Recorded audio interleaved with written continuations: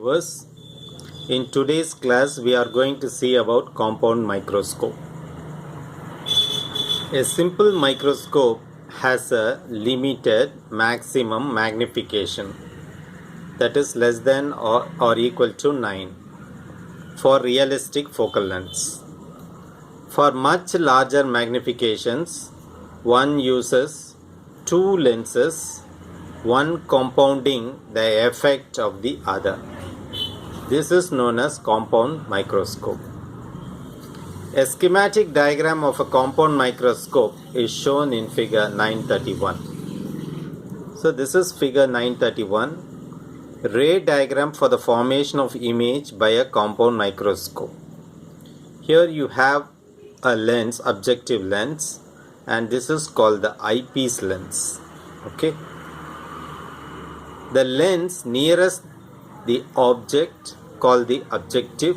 So this is objective lens, forms a real inverted magnified image of the object. So AB is the object of height h. So now you get inverted image A dash B dash with height h dash. So this is inverted magnified image of the object. This serves as the object for the second lens. Now this image is the object for this eyepiece lens. This serves as the object for the second lens, the eyepiece, which functions essentially like a simple microscope or magnifier, produces the final image which is enlarged and virtual. So this object is inverted here and final image is obtained here, A double dash B double dash, which is inverted, magnified, and it is virtual. The first inverted image is thus near, at, or within the focal plane of the eyepiece. See, we have AB as the object. The image is A dash B dash. This can be exactly at the focal point of the eyepiece, or it can be less than the focal point of the eyepiece. If it lies exactly at the focal point, then the next image formed will be at infinity. The first inverted image is thus near, at, or within the focal plane of the eyepiece at a distance appropriate for final image formation at infinity. That's what I said. The final image, if it is at infinity, that means here this A dash B dash exactly lies at the focal point. If it is inside the focal point, then the image is not at infinity. It will be slightly closer to the compound microscope. For final image formation at infinity, or a little closer for image formation at the near point. Clearly, the final image is inverted with respect to the original object. If you see, original object is here, first image A dash B dash, and the final image is A double dash B double dash. This is erect, virtual, magnified image. Whereas if you see the object size, it is very, very small. We now obtain the magnification due to a compound microscope. Now we will see certain calculations. The ray diagram of figure 931 shows that the linear magnification due to the objective, namely h dash by h equals, that is m naught. Magnification is equal to h dash. This is the first stage of image, h dash divided by h. H is the height of the object, which is also equal to L divided by f naught. So f naught is the focal point. L is the distance between this point and this point. So usually this, if it is at exactly at focal point, this image will be at infinity. So this distance is L. So m naught is equal to h dash by h, which is also equal to L by f naught. So f naught is the first focal point, and from here to here this distance is L.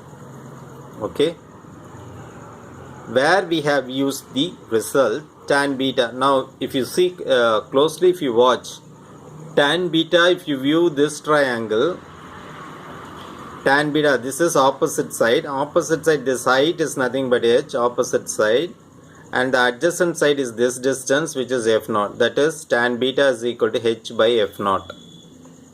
This is one formula. Otherwise you can view the same thing using this triangle also. That is, if this is going to be beta, this is also beta. Therefore if you consider this triangle for beta, tan beta is opposite side, which is h dash, divided by adjacent side, which is L. So that's what is written here, h dash by L. So we can write tan beta in two forms, h by f naught this side and h dash by L using this triangle. Okay, next.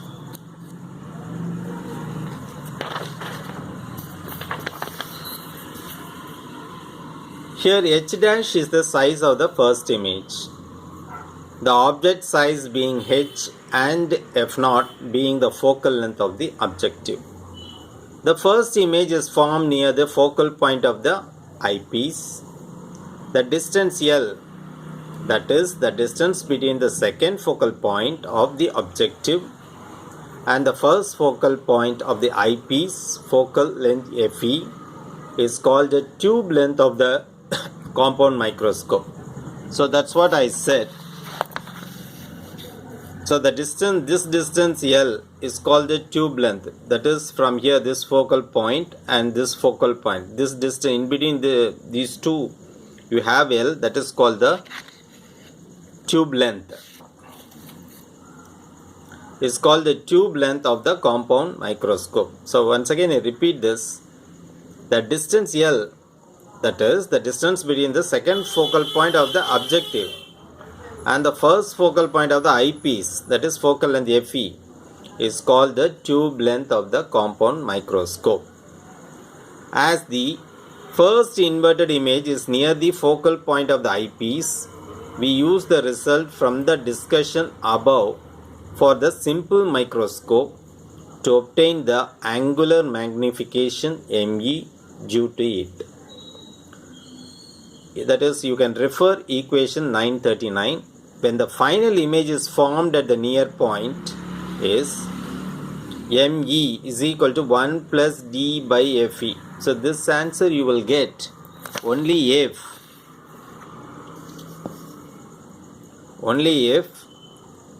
this H dash image formation is within the focal length of the eyepiece.